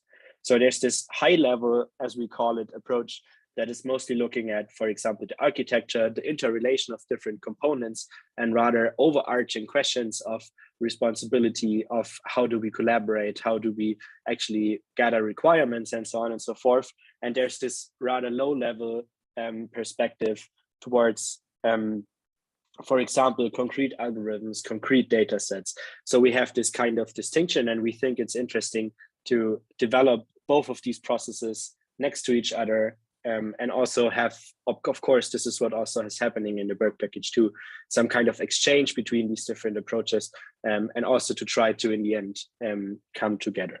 So we are kind of responsible for this process-oriented perspective, and we are doing this by something that we call human-centric architecture. So as an every technology development project, we are basically supposing an architecture, but the architecture that we are proposing or developing together with all the other partners in the project is not just a technical architecture, but is instead a human-centric architecture. I would like to also specify again what human-centric means. It basically means that the interfaces of the machine with the humans, or these interfaces where machines are interacting with humans, like are specific in the focus of what we observe. And this is not to mixed up with human-centered. That is rather also a term coming from product design, where it's about including humans in the design process to ensure that the projects you actually build are built for those humans. So you don't build something that actually don't have any requirements. So we are explicitly looking also at this kind of interacting sections or in these interfaces. So just to clarify that. And what we are doing now, we have two things that are contributing to this human-centric architecture. And one of them are these different approaches towards human-centric design. So what we did so far in the initial version of the document, and we are reiterating this document, as I will also tell in a second, we kind of positioned ourselves within all these abstract frameworks, as I mentioned before, and within all these different approaches towards the human-centric design. So on the one hand, this is kind of also sorting the field and kind of mapping the field, and then just adjusting a position for ourselves within the project. But what's also going in there is the technical architecture. So namely, diagrams that show the interrelation of different components, but also some kind of models and so on and so forth. But what we're not doing is having chapter A, that is the social science part, where we come from EUE, and having chapter B containing the technical architecture. But what we try to do is to actually integrate these two and to actually apply all these things that we are writing abstractly about the frameworks concretely within the technological part. So this is kind of the work where we try to gap the bridge that I meant to bridge the gap, sorry, that I mentioned in the beginning. So how are we doing this? Again, there's this issue, and what we do is this human-centric architecture. We have 3 iterations of this document. The first one is already done, and the second one we are currently working on, trying to make it more concrete and trying to actually solve also issues that we identified in the first version of the document. And so the underlying assumption is that processes of technology production are actually always value driven. And in order to be responsible and in order to ensure this kind of human-centric design, it's necessary to make these values explicit. This is exactly what we're doing within this human-centric architecture, by also providing like an extensive explanation why we choose specific frameworks, for example, and also by being transparent about how we apply them. And this is how we want to achieve this responsible human-centric AI. We have also, or I have also brought the success criteria that we defined in the beginning for our approach, because it might also give you some kind of sense of what we are aiming at. We want, as I just said, all technology development processes are somehow value-driven, make these deliberations explicit. So we need an enabler within our approach to actually have these debates. And we want to actually improve the processes. So it's not just defining kind of criteria or terms, but actually do something that can be seen afterwards. We also want to enable reflections on potential biases. And also it was mentioned before with the multiplicity, different perspectives of the people involved. We also want to connect to broader discussions in the field. And I think this is generally true for scientists, that they try to open up debates, but also to follow debates and to relate themselves to debates. And we want to also be concrete. Like, this is really what we're trying to aim at, and offer tangible instructions also for the other actors working in the system project, because there are already always questions occurring of, yeah, you're talking about this responsibility, but what does this mean, for example, for me as an engineer, or for example, for me as a project manager? And we want, together with those people, to actually offer these tangible instructions. We also want to make sure that when we talk about AI in manufacturing, we also talk about manufacturing and not just about AI. So I think, or we believe in the context in which you apply AI also matters in relation to what this means for responsible development. And also what we want to do, we want to function as a blueprint for others. So we want that our work is adoptable for other projects, and therefore is also meaningful in the sense of further collaborations. So I was talking a lot about or foreshadowing about these R principles already. And what they basically are within this whole field of human-centric architecture and human-centric design, one specific attempt to translate rather abstract dimensions from the frameworks into very concrete steps. And I don't want to go too much into detail. I just want to mention that there are these 3 principles, namely accountability, that is mostly addressing also that the system needs to be held accountable in relation to the humans. It needs to be explainable how decisions actually came to be, or the system needs to be responsible for the decisions it took. While this responsibility term is rather understood in the terms of liability. So also it links to people. So who did what, who is delegating which decisions to the system. And transparency also means that actually some kind of reproducibility of decisions, and this kind of precondition also to determine responsibilities and to hold the system and the people accountable. And what we did with these principles, we identified them, and I won't go into detail why we choose specifically them, because this alone would take probably about 50 minutes. But what we then did is, and this is now like kind of the real work that we are trying to do, to actually map these abstract principles to the concrete project. So for example, when we take responsibility, again, it refers to the role of people themselves in their relation to AI systems.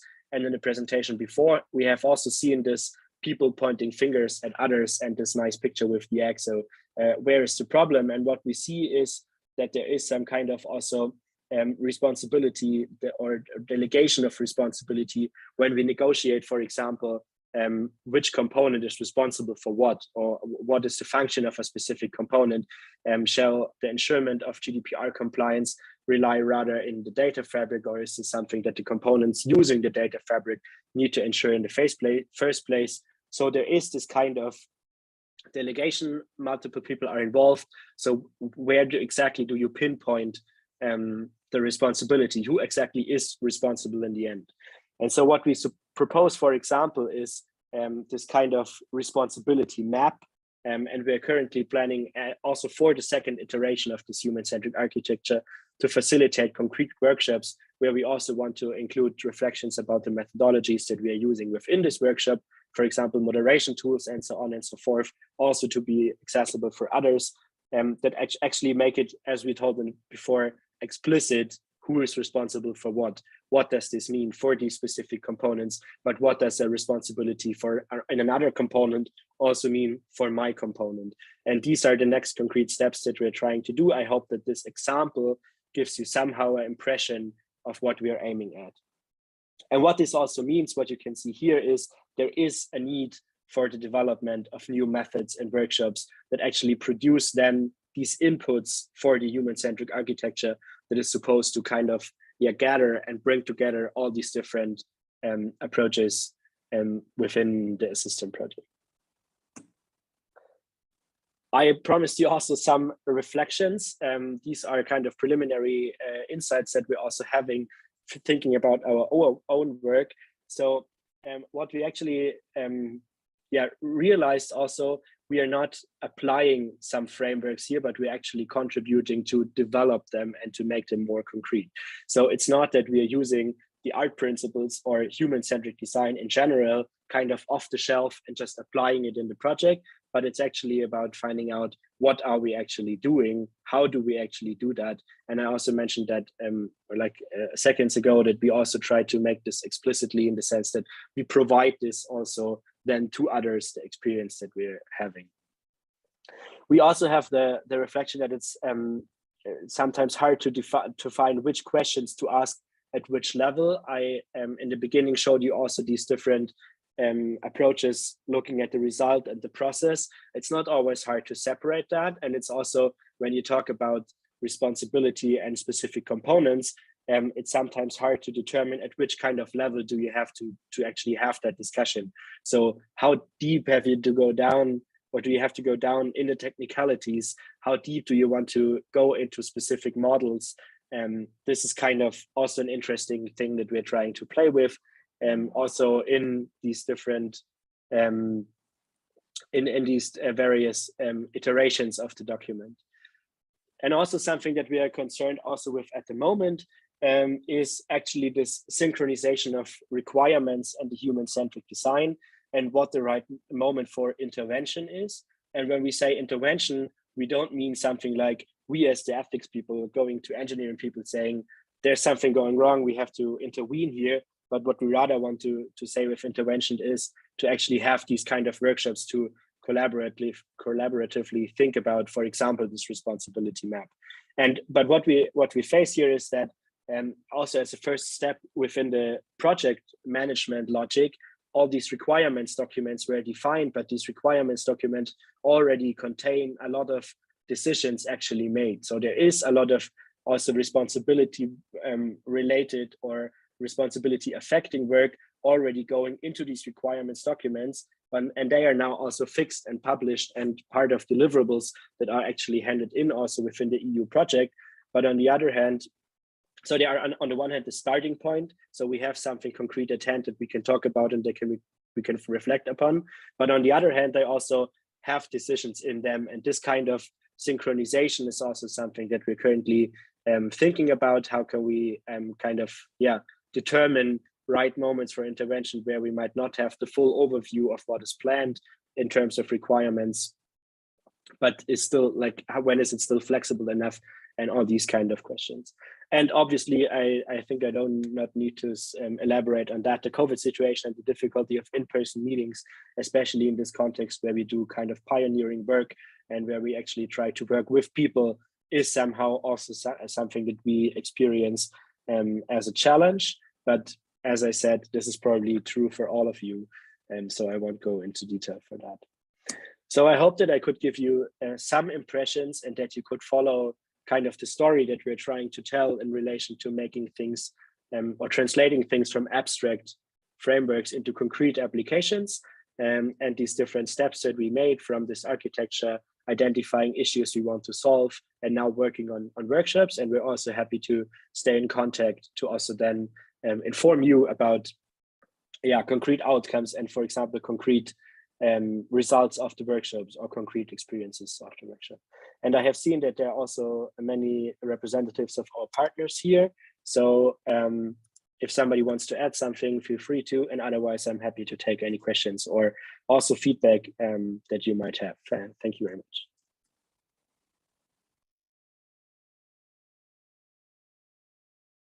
Thank you very much, Benedict. I don't know if there are any questions in the chat. In the meantime, I would like to inform you that we will be sharing the recording, right, with all the projects, also in the cluster page, but also with other projects, so that you can, share it with your contacts, with your channels, because I think this is also a very good, interesting discussion to see what each project is doing and what are the different approaches. So yeah, having said that, I think we can jump to the presentation of the Koala project by Professor Castells. And I'll take also the opportunity to say that she's from Canada. So we started, with some presentation, from somebody who resides in Japan at least, and gave this perspective. I don't know if we are going to see something similar for Canada and North America in this presentation, but I'm anyway looking forward to it. So please, Celine, feel free to introduce yourself, your project, and deliver the presentation. Thank you very much. Thank you, John. I'm very glad to be here. I'm gonna present this Koala project very, very quickly because I have to leave at 4 and I don't want to be out of time. I try to, yes, okay. This project is led by different partners, as you can see in this slide. And Canada is not involved in this project. I'm a law professor at the University of Ottawa in Canada, but I'm also a shareholder at Anity in Toulouse. So this is a French part of my activity. And as you can see in this slide, there are 5 countries which are involved in this project. And Koala is basically a chatbot in the industry. And Koala means cognitive assisted agile manufacturing for labor force supported by trustworthy AI. And the goal of this project is to develop a human-centered AI-based digital assistant to optimize manufacturing quality and training. We try to provide a more proactive approach to support situations characterized by cognitive load, time pressure, and little or zero tolerance for quality issues. And I think the second part is most interesting for us. We also try to support workers that need to use analytics tools and new workers that perform on the job training. The training part is a very important part of this project. Koala's AI-focused education and training concept will prepare the human side of the collaboration, and our goal is to have a better knowledge about the interaction between human and machine, and by offering concept for teaching professionals systematically and in the language of the workers about the capabilities, about the risk and limitation of AI in manufacturing. And And the solution we propose is to using analytics tools and new workers that perform on the job training. And our more broadly goal is to have highlights on education and training concepts that focuses on building blue-collar worker competencies in human-AI collaboration. So very quickly, I just want to talk about the objectives 3 and 4 because that is the part which is more related to ethical and legal issues because it's a human-AI collaboration part of this project regarding barriers and skepticism in the use of voices, AI voice by the digital assistant in manufacturing environments. And also the other part is about improving the competencies of blue-collar workers and the risk in the shop floor. In this consortium, in this partnership, we have built 3 different cases, and the first one is the most important regarding the human-AI interaction. This cases is about textile production, and in this industry, we have a specific issue because the workers are very specific workers, and they are old, and there is a need for training new workers, and there is an opportunity here to better understand how to help them to train the new workers, and also how to answer to a specific question and how to solve specific questions. And in this context, we have seen several ethical and legal issues, and I'm going to present both. Regarding legal issues, we can consider gender bias, trust issue, and balance of power as well. I don't want to consider privacy here in this presentation because privacy issues are governed by the GDPR, and in this project we also have a DPO, data protection officer, who takes into account privacy issues, of course, and it's not a part of the research in itself. It's just a part of managing a part of the management of this project. So regarding gender bias, we can ask the question because most of the workers are men, and because there is a need to collect some data from them, we can ask, the first question we can ask is to know if there is a gender bias, a gender issue in this process. But finally, we consider that there is no impact in this specific project because user profiles are not important regarding the training, and we already have concluded that user profiles should not be classified in terms of gender aspects, and we don't have to consider gender aspects. Second, we also consider that our future ethical and legal recommendation should not be adapted, and there is no need to build and to set specific AI regarding the gender. Specifically because it's a chatbot and there is a voice recording and voice training, there is no need to adapt this digital assistant regarding the gender and there is no issue regarding the tones and other aspects of the voice settings. So finally, if one can ask the question of gender bias at the first glance of this project, finally there is no specific issue on it.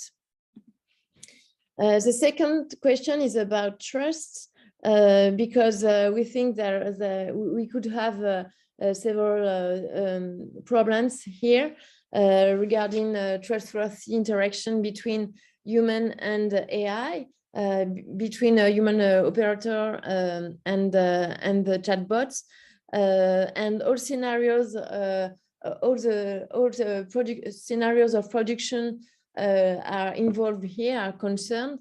The first point is about the feeling of continuous recording. If the worker thinks that his voice or video is all the time, during all the day, recorded by the system, maybe there would be a mistrust with this aspect. Second, there is a lack, there could be a lack of fluidity in the conversation, because it's important that the chatbot could answer the question, the specific question, and could analyze the problems, technical problems of workers, of course. And if there is a misunderstanding, or if the answer of the chatbot is vague or not relevant, of course, there would be a lack of fluidity and mistrust as well. We could have also a lack of effectiveness. For instance, if the recommendation is not relevant, if it's inadequate, or if the answer of the system is not good enough, if the quality of risk assessment and the quality of the answer is not good enough regarding the problem, at the end of the day, it would be unuseful.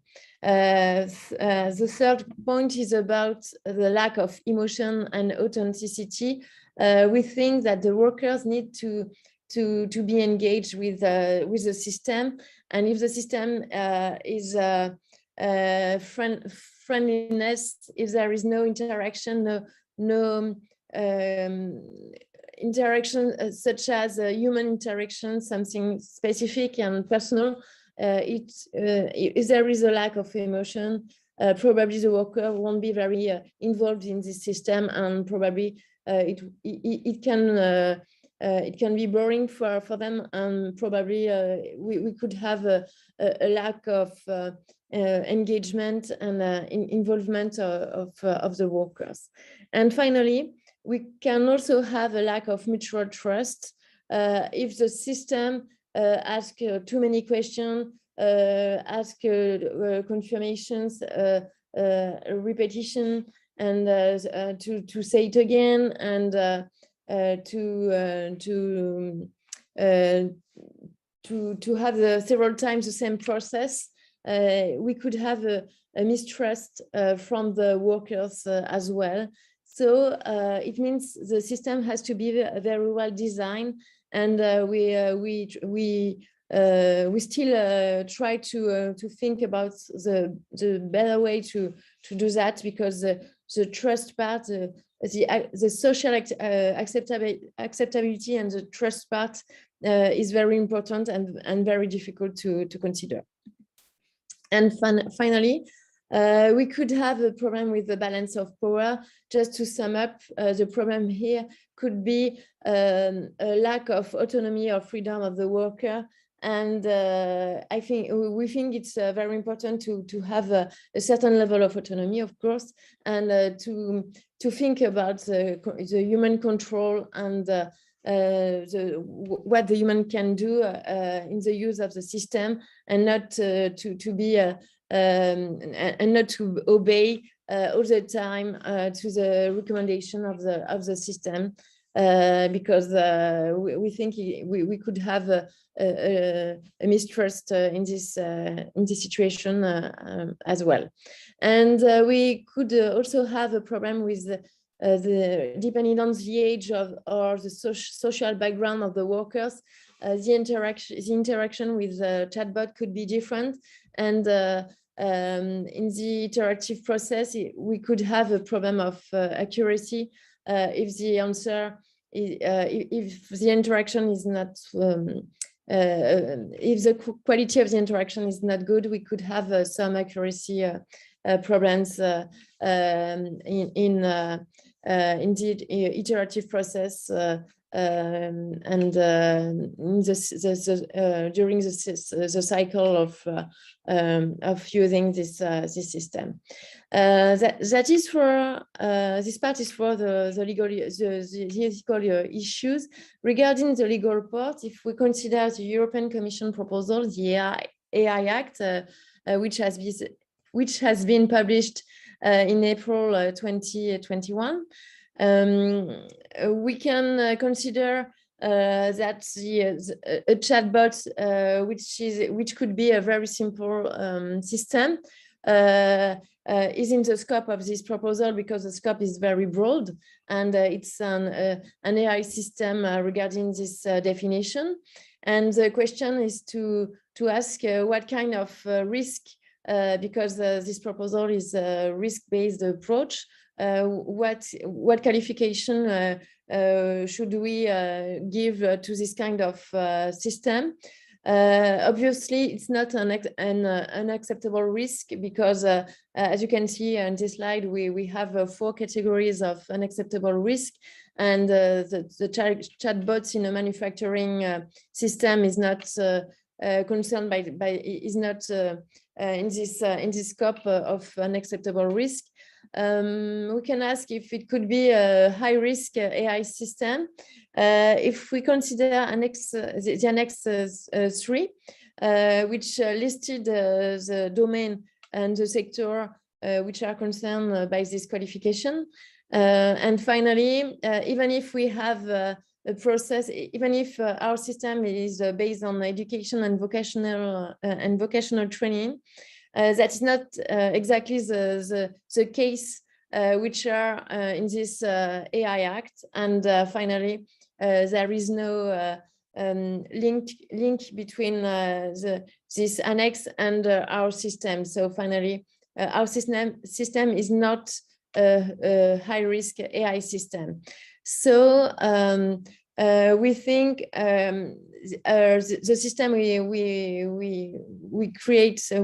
built currently could generate only limited risk, and based on Article 52, we just have to respect a transparency obligation regarding the fact that the worker, the human, has to know that he or she interacts with an AI system. And in our circumstances, it's obvious because that is the specific goal of the project. So we do not have any specific transparency or information obligation because it's already the case. So finally, we can say that we have only one very simple legal requirements, but we have many ethical issues to consider, and especially the need for human control and the need for accuracy and to have a good quality of interaction to preserve this good quality. Thank you very much for your attention. Thank you very much. That was quick, but a lot of content, right? Really. So, okay. So I think, that was really fast presentation, but with really a lot of content. So I think, we are just in time. Well, 5 minutes over time. I'd like to thank all the speakers for being with us today. I would like to thank the audience for sticking, although not, being easy at asking questions like you did probably in the previous workshop. What I want to say is that we have recorded the seminar, so maybe Paolo will stop the recording in a while, and we will make this available also to all speakers who are registered. But